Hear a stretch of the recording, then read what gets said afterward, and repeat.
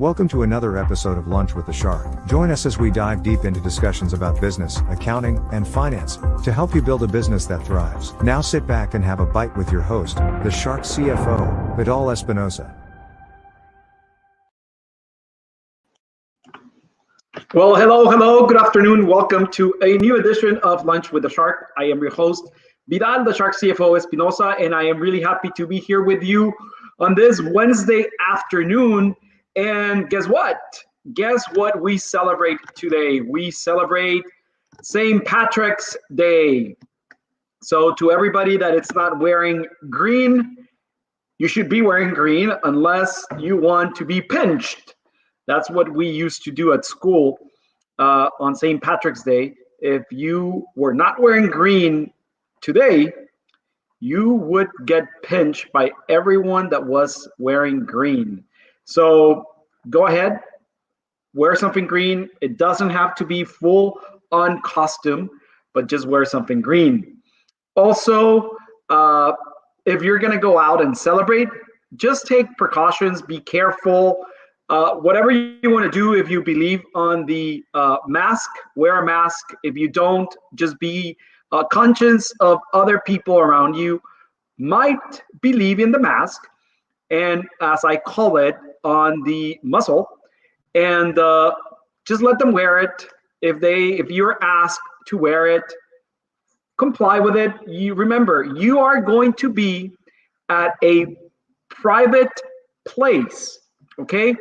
It's a private place. If you go to a bar, you go to a restaurant, anywhere you go, they have the right to refuse service if you do not comply with why they ask. Just keep that in mind, okay? So if you're asked to wear a mask, a muscle, just put it on. If somebody around you wants to wear it, let them, okay? Period. I do have something to vent about. And I don't know if it's right or wrong, but I don't care. Yesterday in the news, it's almost certain that taxes are going to go up. Senate, almost 50-50. Republicans are going to fight to death on not having a tax reform here soon. Democrats, on the other hand, are also going to fight, but to increase taxes as per Joe Biden's administration desires. Some way, somehow, all the free money that has been coming, it has to be paid back. But guess what? They just signed into law a $1.9 trillion support for COVID. Only 10% of that money, it's allocated for that. 90% of the $1.9 trillion, it's for something else. Has nothing to do with COVID. Nevertheless, it's being sold to us as that $1.9 trillion are going to support our economy, which is a lie. That's not true. Only 10% of it, it's allocated to COVID chingaderas. We're gonna end up paying through our taxes from 21% fixed rate on corporate tax rates to 28%. Or they wanna go all the way back to Bush Jr. tax amounts. It's preposterous. We knew it. I knew it. Everybody does that. It's on business. It's going to, and knows that it's going to affect. And even though the administration is telling you, hey, no, there's no problem. Only people $400,000 plus in their income are going to get a tax increase. That's a lie. Because as soon as corporations are being taxed more, guess who it's going to pay for that? It's not going to be the corporations, let me tell you that. It's you, the consumer. It's you who's going to be affected. It's on your pocket. Okay, so just FYI, beware. That free money, it's going to cost us a shitload of money. Pretty sure 10 times. $1,400 that you're going to be receiving or you already received. Yes, it's amazing. Retailers are going to have a field trip day, but you're going to end up paying 10 times that amount. So just be careful. Just beware. It's a problem. It's coming soon. We're going to see a fight in the Senate because they're the ones who are going to ultimately going to pass it or not. And then it goes to Joe Biden's desk unless he signs another executive order, which could be pretty much like the 59th or 60th executive order that he signed already by now in less than 100 days. Shit. I guess we have a dictatorship, not a presidency. 60 executive orders by now. Shit. So why do we need Congress or the Senate for? If he's just issuing executive order, executive order, executive order, executive order. So thank God he cannot, well, he actually can sign executive orders to raise taxes. So let's see what happens. But today we have a very special episode. We have someone else that it's an innovator, that it's a business owner, entrepreneur, but I'm going to let him tell you all about it. Let's bring in Colin. Colin, welcome to our show, Lunch with the Shark. How are you? I'm good. How are you doing? Pretty good, pretty good. Thank you for joining us. Thank you for being here with us. Yeah, absolutely. I'm happy to be with you, and it's a really interesting program you've got, and I'm looking forward to chatting. Thank you, thank you. I think you heard my intro. I think you heard how I started it with our pretty soon to be tax hike, 21 to 28. I might be even thinking that we're going to go all the way up to 34, 35% taxes for corporations. So I'll be intrigued to later on hear your opinion about this. But first of all, introduce yourself. Tell us who you are. Tell us what you do, where you're from. Sure. So I'm Colin McIntosh. I'm founder and CEO of a sustainable bedding company called Sheets and Giggles. And we make our bed sheets out of a material called eucalyptus lyocell instead of using cotton or polyester. Compared to cotton, we use less energy, less water, and no insecticides, whereas cotton uses neonicotinoids, which are the insecticides that are killing bird and bee populations. And compared to polyester, a standard polyester bed sheet set, a microfiber sheet set, can shed over 100 million microplastic fibers into our waterways every year through the wash.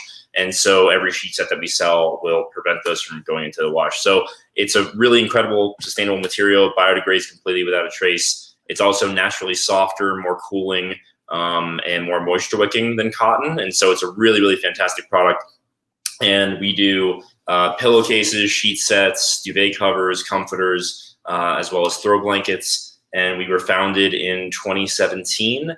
And so we're entering year 4 of the business, which is really crazy to think about. And we were actually recently just on Good Morning America in both November and January as a small business spotlight. So it's been really fun to see the company's growth. Wow, that's amazing. That's really, really cool. Thanks. How did you came to invent or innovate this? What made you do it?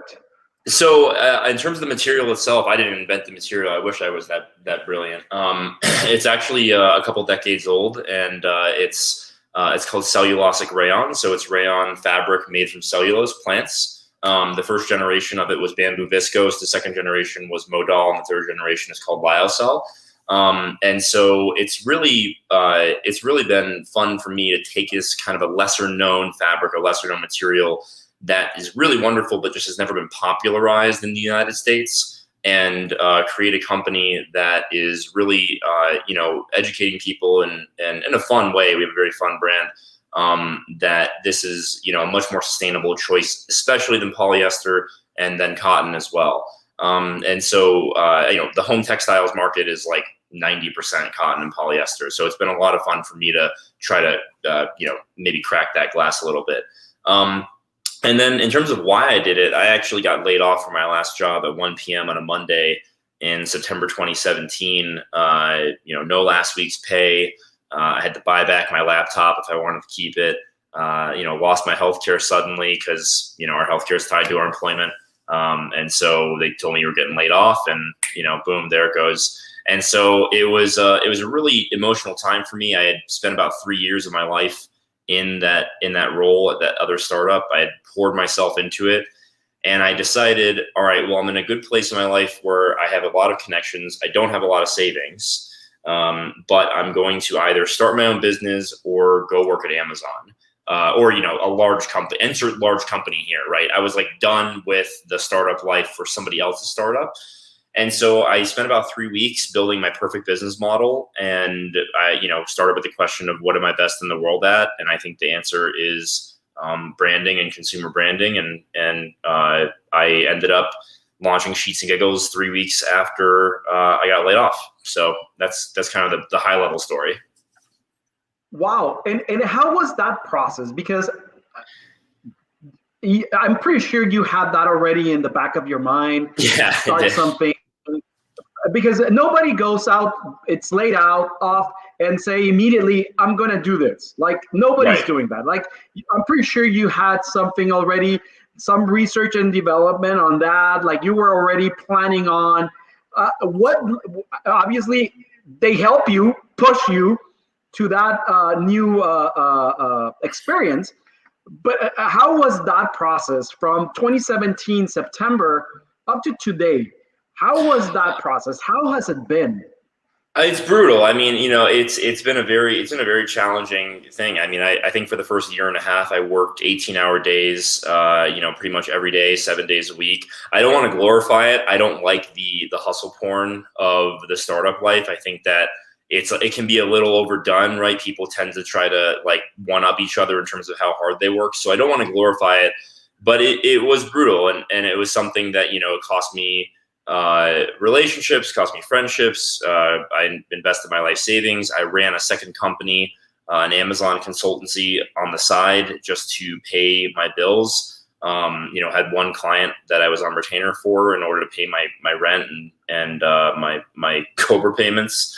And so, it was tough. And then so we launched in May 2018 on Indiegogo. We did a $284,000 crowdfunding campaign, which was the largest crowdfunding campaign of all time for the bedding category. And it's kind of funny to qualify it as like, the largest crowdfund ever for bed sheets. But like there were two other bedding companies that launched that same day. One made 15,000, one made 50,000, and we made 284,000. So very proud of that. That's what launched us into existence. And then we shipped our first box October 2018.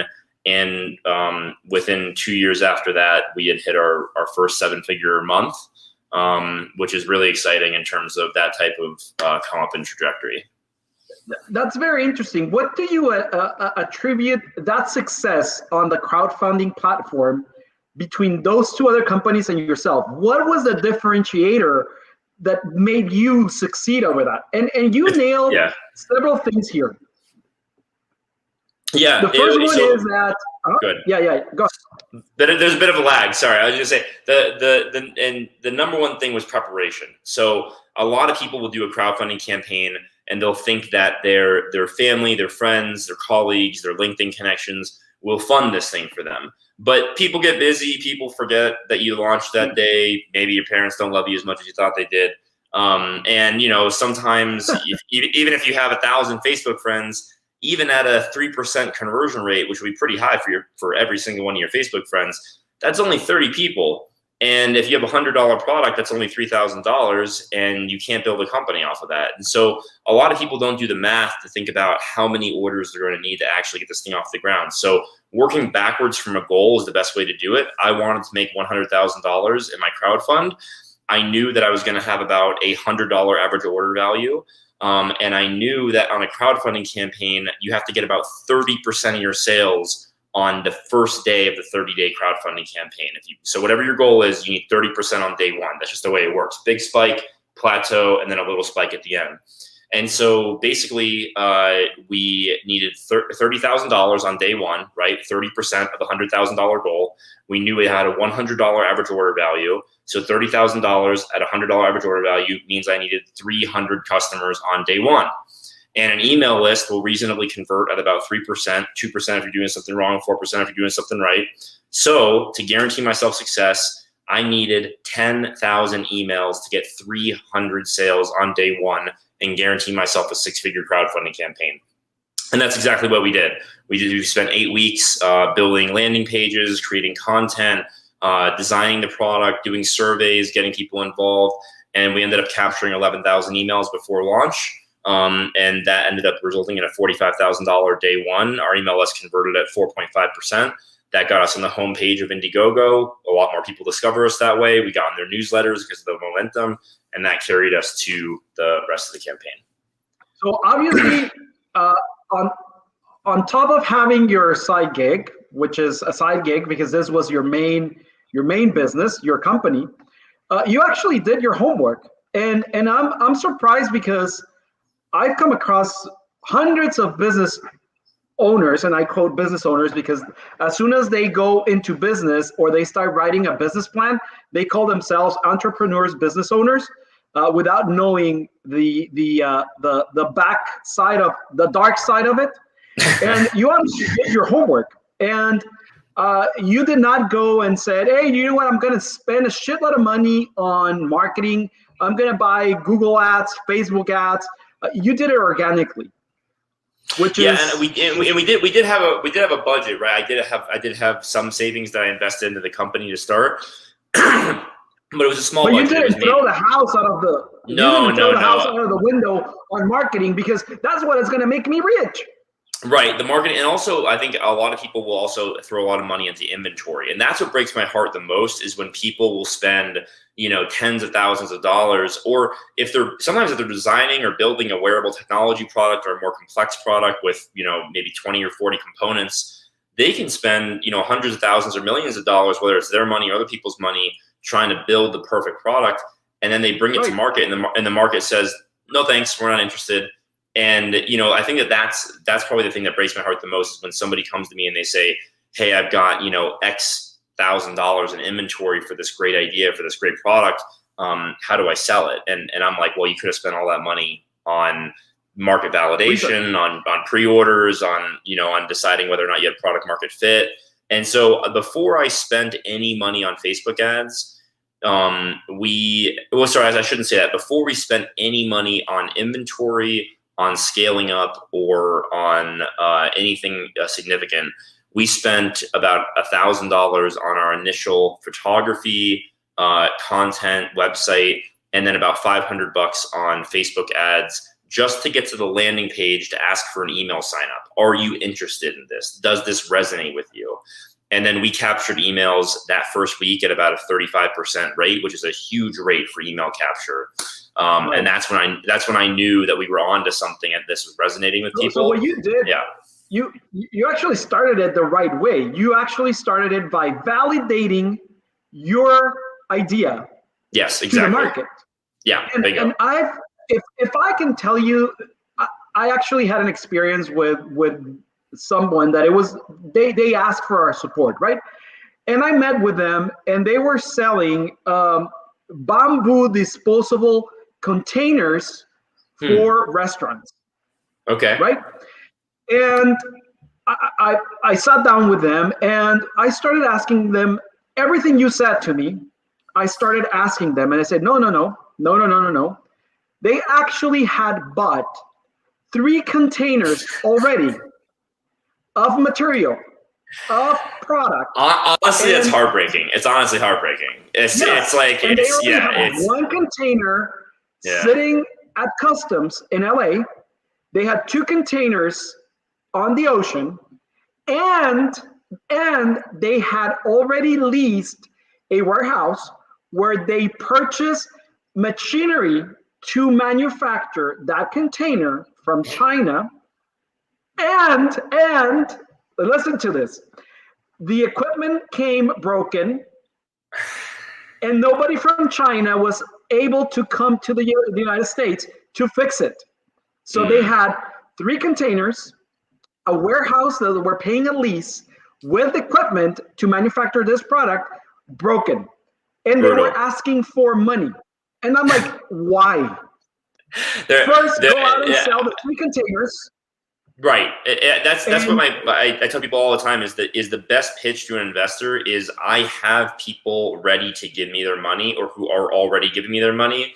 Can you please give me some capital so I can take it and so I can deliver this product to them? And that's, I think, the value prop that I wanted to pitch is I wanted to sell the company and the brand and the product and the idea months before ever delivering the product. The proudest marketing achievement of my life is convincing 2,000 people and our backers to wait 5 months for bed sheets, which I thought was a really astounding thing. But that validated the company and it validated the brand that I was building and the value proposition of it. And and I have a very special relationship with all those those 2,000 people that brought the company to life. But you're exactly right that that validation, that product market fit, and that early traction. So I do a lot of pitch coaching because I've done Techstars, I've pitched on stage, I won Denver Startup Week, $100,000 pitch competition. Like I think I just won a pitch competition in November for $10,000 in Denver. Like I love pitching, and the thing that I always see is people they do the same type of pitch: problem, solution, product market fit, market size. Here's our team. Oh, by the way, we have maybe a little bit of early traction, and it's like I've seen that pitch a million times. And sometimes they actually do have traction and they bury it all the way at the bottom of the pitch. And I always tell people the first thing that should be on your deck is traction, because once you say, I've got X $1,000 in pre-orders, I've got X thousand customers, I have 10,000 signups, I have 45 alpha users, whatever it is, the moment you have that, even if they don't understand your problem, solution, and product market fit, even if they don't understand the industry, they're still going to lean in because they're like, okay, clearly I don't have to understand it for it to work. It's already working. Let me listen to what this person has to say. And I think that's the most powerful thing to do. It's actually your validation. You're actually proving to the people you're asking money for, you're telling them, hey, this shit works. Right. People want my product. People want my service. And one thing that I want to comment on is that you had the side gig, which was consulting, and the way you were supporting yourself and supporting the company was by offering a service that you could do yourself, not selling a product. So what you did is you complemented your knowledge, you used your knowledge as a service to generate resources to support yourself and support your company. Most people go the opposite way. They want to buy inventory, as you said. They want to buy stuff and go out and sell it. Don't do that. Offer a service that you can deliver, a service, and boom, there it is. And whether it's the products are more complicated, I agree. The services also don't scale as well. I would say software is the best thing if you're going to start a business model from scratch. But if I could do it all over again, people always ask me, what would you do all over again? I'm like, I'd probably start a software business, to be totally honest. But the interesting thing of what you're saying is the idea doesn't have to be revolutionary, right? I started a bed sheets business in 2017. There are a million companies that sell bed sheets. The product itself doesn't have to be something that you invent yourself. But in terms of the risk tolerance and the risk assessment for a lot of people, they're, like you're saying, they dive into the wrong thing first. And I always advise to do all the things that cost you no money first. If you're a good copywriter, create your website and write your copy. If you're a financial guy, create your financial model. If you're not a financial guy, Google financial model from Startup Rocket. They have a great financial model that's free for everyone. That's very useful. Write your business plan, your business model, 2 pages. Send it to people. Email it to people. Say, does this make sense? Do you think this is interesting? Am I crazy? Like, do I have a good idea here? And all that stuff is totally free. Then maybe get your first content. Pay a photographer friend a few $100, guy who will do you a solid, to come in, take a bunch of photos of you and your friends or whatever it is. That's what we did. We did $500 for our first photo shoot. We had, an 8-hour shoot with 10 of my friends, drinking whiskey, eating pizza, playing with dogs in bed, having a blast. And, those photos became our most popular photos ever because of that genuine, authentic feel to them.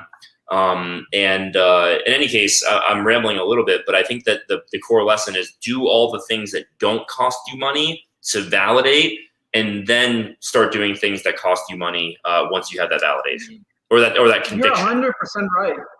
A lot of people, and yesterday, I even had a call yesterday with a client of mine, is like, I have no money. I can't go out and buy containers of product because I don't have no money. It's like, dude, you can provide service by consulting other companies on what you do as you grow. It's not a matter of that whether you have $100,000, $1 million, $1,000. It's just use whatever is not costing you. Your education, your knowledge already costs you. Utilize it. Find different ways. You gotta be scrappy. Yeah, I'm a big believer in so Techstars, which is a program that I've done, an accelerator out here in Boulder, Colorado. They have a big mentality of give first. So I definitely agree that, like, if you've got something that's monetizable, like the Joker says in The Dark Knight, right? If you're good at something, never do it for free. I agree with that in principle, but at the same time, I think I've been indoctrinated into like this very give first mentality, which has actually created a lot of good karma for Sheets and Giggles, where, if people ask me for my advice on, whether it's marketing, branding, financial modeling, product design, brand road mapping, I love giving that very freely because I end up winning myself a lot of friends and allies and influencers and ambassadors. And then people always end up giving back to us in spades. And so I've always really enjoyed that give first mentality. And I think that there's different ways to win. But I do agree that, like, if you're struggling for money, like just like I did when I started Sheets and Giggles, I started an Amazon consultancy on the side that paid my bills in order to actually be able to do this thing without paying myself for 18 months. I didn't cut myself a check for a year and a half when I started the business, so it was tough. Wow. It's so enlightening to listen to your story, because it actually validates a lot of what people are doing wrong. I hope opposite. Yeah, I hope that some people who are listening, kind of maybe if they want to reach out and they want to ask questions, I'm happy to help a little bit further. I know this stuff can be really esoteric. I think for a lot of first-time founders and first-time entrepreneurs, people who desire to be a business owner, this stuff is like very, very hard to understand if you haven't done it before. That's why investors love people who have founded multiple business, right? It's because they can keep learning from all the things they fucked up. Yeah, exactly. Yeah. So multiple times now, it's my turn to get it right. But exactly. What it's impressive here is that you actually did it thinking outside the box, but you follow the instructions. So you did it right. Right. You did it right. You thought outside the box. You were thinking it's outside the box, but you follow models that are already there. The only thing is that we tend to jump between numbers. Instead of following a pattern, instead of following 1 to 10, 1, 2, 3, 4, 5, 6, 7, 9, people tend to jump around and they lose focus. They want to create the perfect business plan, that it's not just 2 pages, that it's like a thesis, the Bible, right? And shit, I'm not gonna read your business model that it's the Bible. I'm just gonna throw it to the pile. Or if you bring me financials that tell me the very first year, I'm going to make you a millionaire. Well, why don't you invest your I don't own believe money? you. Yeah, exactly. Well, That's yeah. it. I always Go find sell everything you have. it's so funny that you say that. Every time somebody shows me a financial model where like it's like year one is like $30,000, year two is like $200,000, year three is like $4 million, year four is like $24 million, and I'm like what? Like, I don't know. I always feel like it makes them less credible than they're trying to come off. It's the same opinion with industry size. I always love it when people are like, we're starting with this market and then we're moving to this market, but really it's this market. And I'm like, dude, you're identifying like a $180 billion market as like your final marketplace. Like, let's focus on this, $1 billion market that you're honing in on here to start, or even, like, I don't know. I think people, they don't value focus enough. And, for us, we've had a lot of temptation to do apparel and, move more heavily into bathroom and kitchen and, but we're only in year 4 of this thing and we're sheets and giggles. So we're going to focus on the sheets and then on the bedroom and we're going to crush that. And then, eventually, we'll have a big customer base that we can branch out. But you have a focus. You're focused. Yes. And a lot of people that you say that it's so funny because sometimes even current clients or current people in business, they do not know their market, nor they know their business. And they're aiming to fulfill the whole universe, the world. And I'm like, dude, do you even are capable of satisfying the demand in your city? Yeah. How are you going to compete against Amazon or Walmart or Target? Like, do you even have distribution channels? What? Like, it's simpler than that sometimes. I know, and I don't want to just rip on people. So, I'm happy to, if we want to, if there's anything that I can do that's more on a positive tone, because I feel like I'm like just like ripping on people. But that's amazing because you're offering mentorship. Did you had a mentor or a coach as you were building this and moving on? Yeah. I had 3 wonderful mentors. And I still have mentors to this day. And I was very lucky. I was a 25-year-old kid when I started my first startup job in Colorado. And luckily, that was also a Techstars company. And I asked the Techstars network, which is a big luxury that not everybody has. So, I would just phrase this as asking your network, hey, I'm in consumer electronics. This is like my last company. I'm trying to sell into a major retailer. I don't know where to start. I don't know what's important to the retailer. I don't know what they're looking for. I don't know about the nuances of the conversation or even how to get a meeting. Does anyone know anyone in retail in the Colorado area who would be interested in having a conversation with me? And so being very specific about your ask, right? Like, I'm looking for this very specific piece of advice.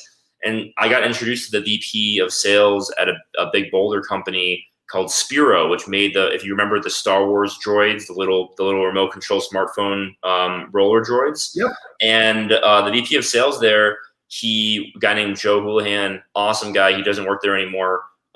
He had decades of retail experience, and he coached me so well in terms of teaching me things as simple as negotiating net 15 versus net 30 versus net 60, like very, very simple things about what a retailer would care about more versus what you should care about more as a manufacturer. And so kind of going back and forth there. And then there were a couple others that have been really good mentors. 2 of my best mentors have actually now become investors into Sheets and Giggles, which is awesome because that's now a 6-year relationship that now spans 3 years at one company and 3 years at another where they're now investors. And so I think the thing with me is like, take every chance you get as a young person, ask for very specific, actionable advice. You will meet great people, be kind to them, treat them the way you want to be treated, take them out to lunch, dinner, buy the bill, get a beer, and you'll meet people that you connect with, and don't try to force it for people that you don't. That's the other thing is I've just had people try to force it with me where it's not my expertise or it's not driving or I don't have the time. And then I've had other people where I would love for them to be my mentors, but it just didn't click. And so I didn't force it. Wow, you actually did it right. You actually did it right. Not everyone accepts that they need help. Not everyone looks for help, and that's why we fail, because we don't look for help and we think we know everything. And just a simple ask will get you so far. Look at you have success. If you would not have asked for help, do you think you would be where you are at right now? No way. There's no way I can do and even now, because people go from founder to CEO, and a lot of people fail in that transition. Because as a founder, you tend to do everything yourself. You do your own marketing, your own content, you do your own website builds, your own designs, your product design, you do your own customer service, for God's sakes. And you do everything yourself. And then when you become a CEO, you're actually doing very little of the business yourself, which is I think very counterintuitive to what a lot of people think about a CEO position. But really what you're doing is you're trying to get the most out of your team. You're trying to give the people the resources they need in order to get the most out of themselves. You're making sure the company is always on a firm financial footing. You're a good ambassador to the company. You're hiring, you're training, and you're evangelizing. And there's a million, and then you're kind of just continuously creative problem solving. But you're no longer writing the content. You're no longer doing the photo shoots. You're no longer creating the product roadmap. You might have a hand in it, but you're not, actually going out and building it. And so on and so forth. And so I think that that can be tough for people, is to make that transition. But once you realize that your job is no longer to do everything, and that a CEO's job is to just constantly be helped, it's a really freeing. When did you realize that? When was that moment? Because it's very difficult, because it's letting the control slip away of your hands. It's actually letting go and accepting that you have a business, accepting that you're no longer a business operator, accepting that, hey, we're growing. So when did you realize that you had faced from the founder to the CEO? And my second question with that is, do you have a board? I have a board.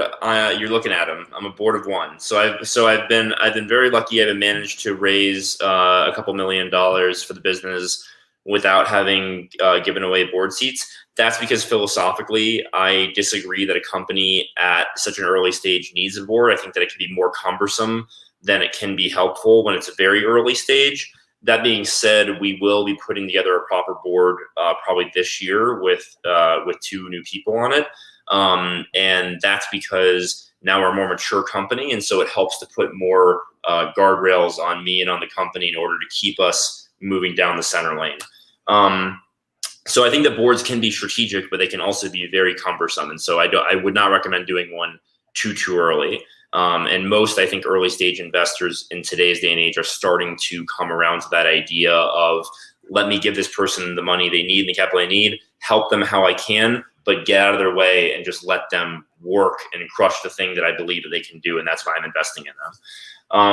And then I forgot the first part of the question. I apologize, just in terms of when did I realize? For me, I was doing all of our customer service, and I think I realized it when I got I was behind maybe 400 messages, and I was like, okay, I can't keep sleeping 3 hours a night and doing so my first hires were in late 2018.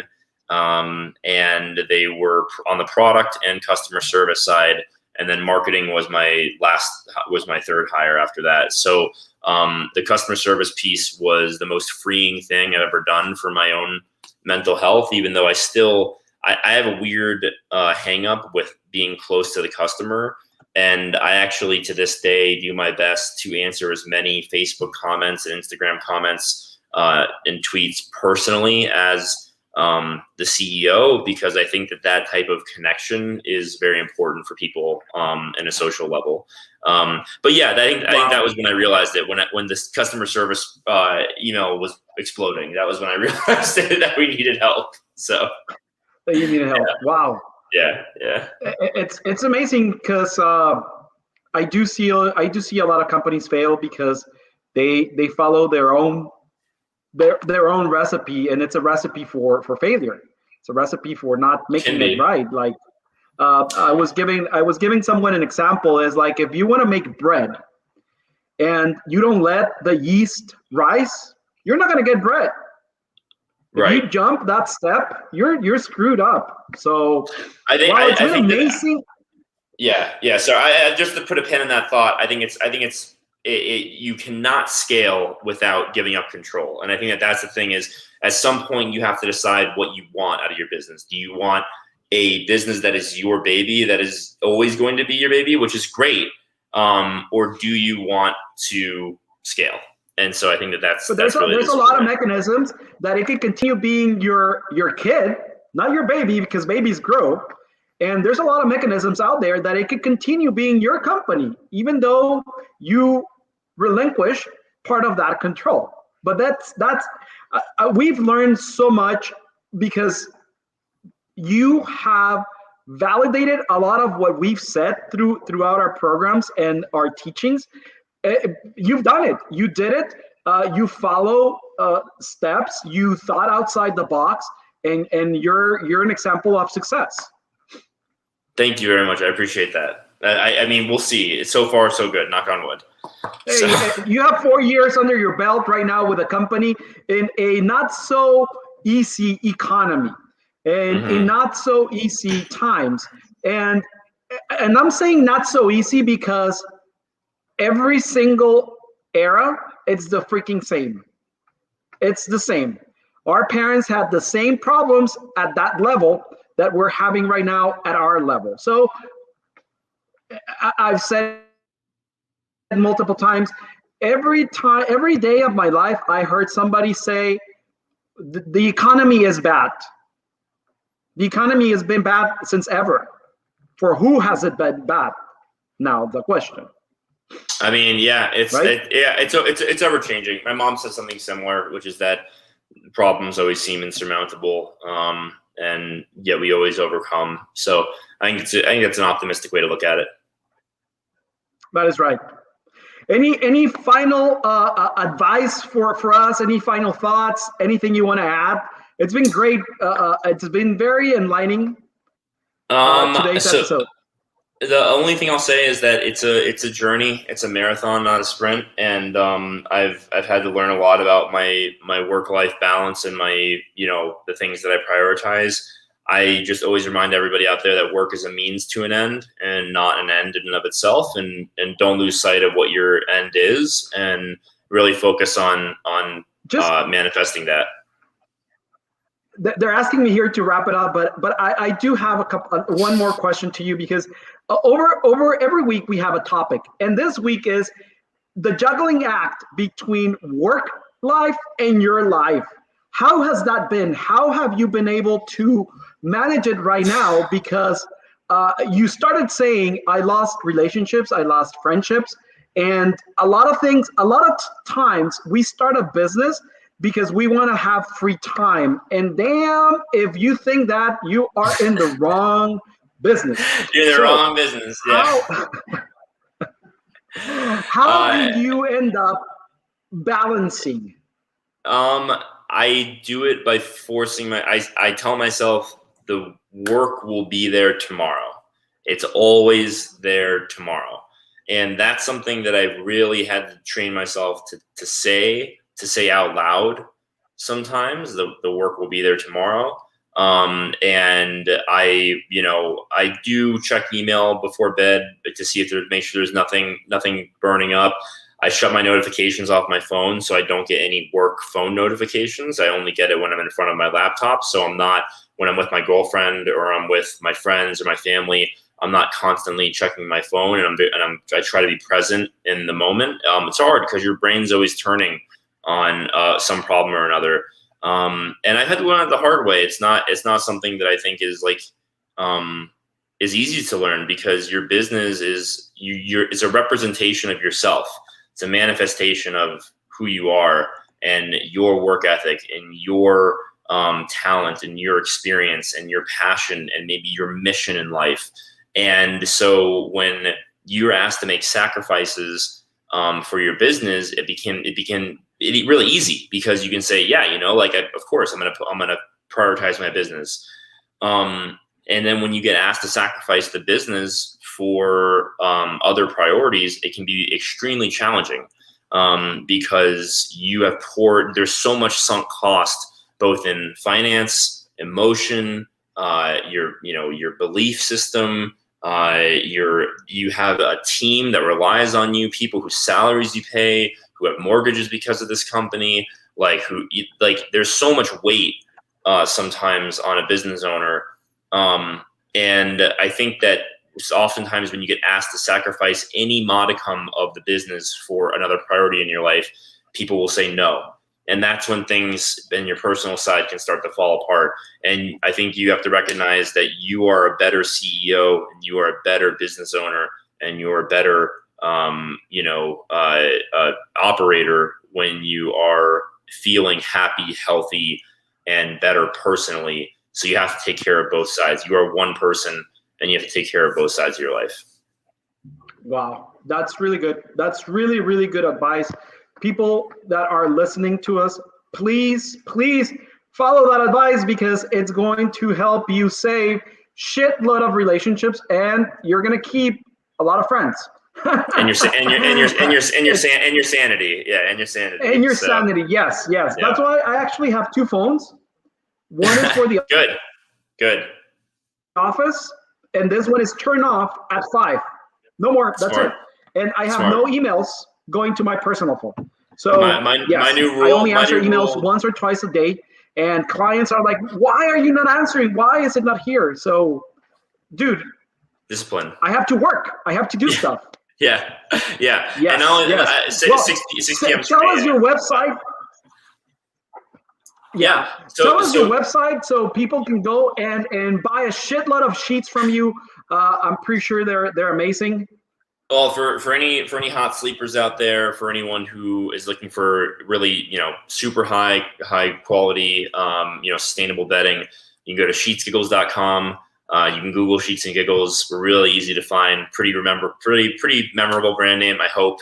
And we're also on Amazon as well, if you prefer to buy from Amazon. Though I always tell people, support small businesses and buy direct from their websites. And thanks so much for having me. This has been great. I hope this was useful to at least somebody out there who's watching.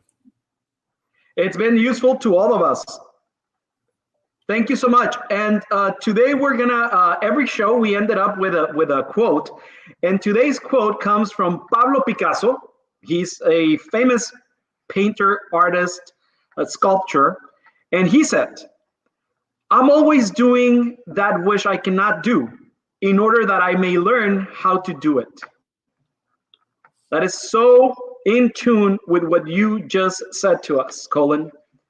Colin, thank you so much for being with us today. We've learned a shitload of things. And I hope we can have you again in another episode of Lunch with a Shark. I'd love to come back. Yeah, I appreciate you having me. Thank you so much. Thank you so much. See you. Bon appetit. Ciao.